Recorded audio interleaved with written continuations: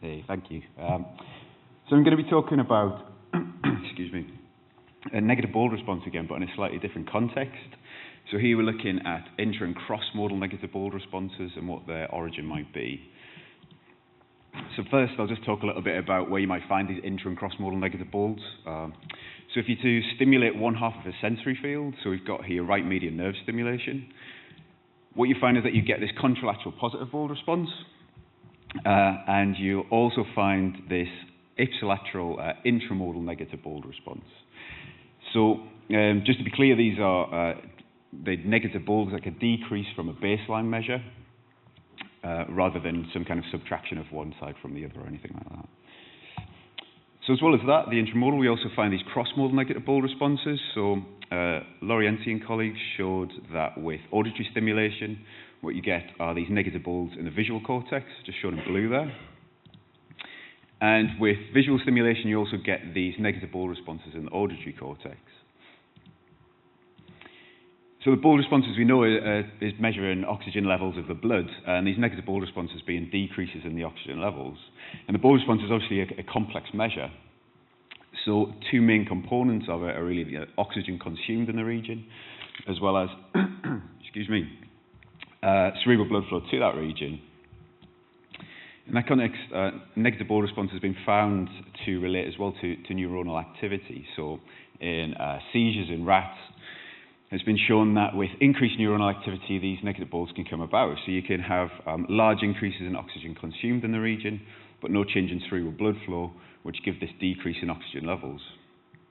For intramodal negative ball responses, it's also been shown that you can get these decreases in neuronal activity, which are also related. So you get these small decreases in oxygen consumed, but these large decreases in cerebral blood flow, which leads again to these decreased oxygen levels.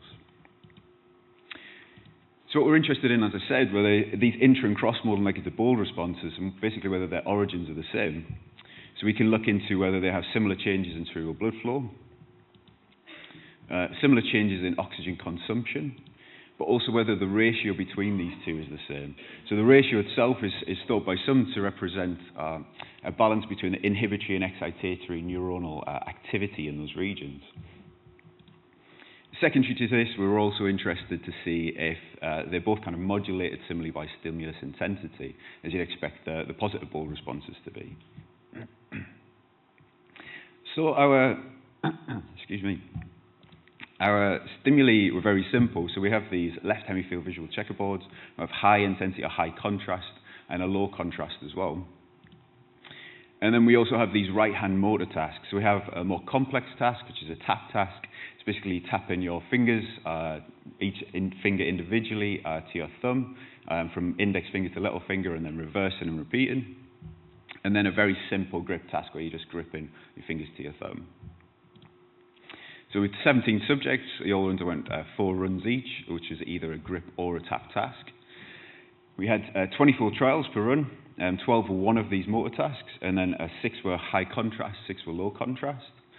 Each run was also started with 30-second baseline, and then each trial was 14-second stimulus and 20 seconds of stimulus interval.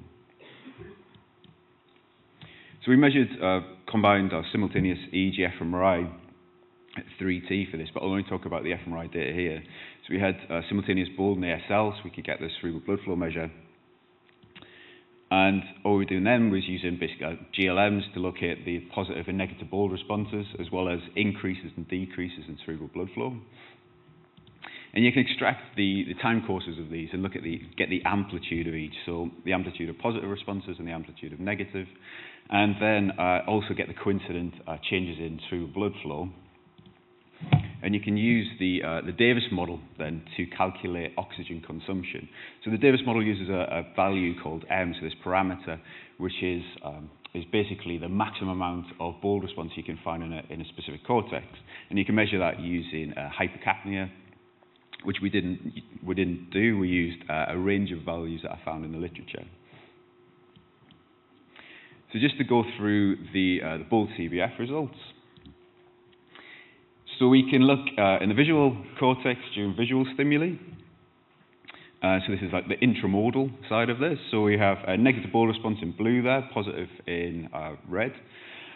And we can see that there's intramodal negative ball response ipsilateral to the visual stimuli. So we have a large amount of intramodal negative ball in the high condition than the low, and this coincident overlap of decreases in cerebral blood flow as well in those regions.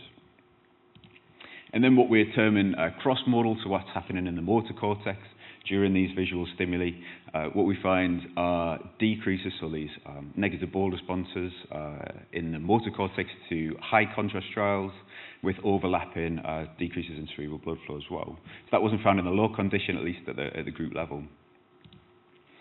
Motor tasks, so intramodally, what's happening in the motor cortex during motor trials. We see these intramodal negative ball responses to tap and grip tasks with overlapping decreases in negative ball response. And then lastly, we've got cross-modal for the motor tasks, so what's happening in the visual cortex during these motor tasks. And we see larger amounts of negative ball response or cross-modal negative ball response for the tap condition, the more complex condition, than we do for the grip. But again, we see these overlapping decreases in cerebral blood flow. One thing to mention here as well is that the amplitude of these negative ball responses, intramodal or cross-modal, is actually similar within each condition. So then, taking these BOLD and CBF data, we can calculate oxygen consumed. So what I've plotted here, there are 3 different colours representing 3 different values of M, just to basically show that the pattern doesn't change, so it's not dependent on the value of M that we choose. We also have a floating value there, which is the change in cerebral blood flow. And this is looking at the positive BOLD responses in the visual cortex, the visual stimuli. And what we see are increases in oxygen consumption, which is plausibly linked to increases in neuronal activity. We also see, if we look at the intramodal visual conditions, so high and low tasks in the visual cortex, we see these decreases in oxygen consumption. We can do the same for cross-modal, so what's happening for the tap and grip tasks in the visual cortex, so the negative ball response there, and we see these decreases in oxygen consumed as well. And it's a very similar picture when you look at the motor cortex. We see increases in oxygen consumed for positive BOLD, these decreases for the intramodal negative BOLD response, and also decreases for the cross-modal, so what's happening during visual stimuli in the motor cortex. And as I said, we can look at this ratio between the two. And what we've got plotted here are different values of M. So for intramodal negative BOLD, there's just shown in blue, so there's a higher ratio there than there is for the cross-modal negative BOLD, which is just shown in black there. And the thing to take away from that is basically that the ratios differ, and it suggests that there's a different origin between the two of them. And again, it's a similar picture for the motor cortex, where we see this higher ratio for the intramodal negative BOLD response than we do for the cross-modal.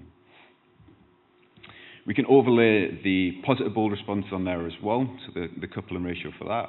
And this shows a very similar pattern to what's been seen before. So previously, people have shown that the intramodal negative BOLD response has a higher ratio than the positive, which is something that we've replicated here. The extension of that being this difference between the intra and cross-modal negative BOLD response. So just to summarise all of that, so we're interested in whether these intra and cross-modal negative BOLDs have a similar origin.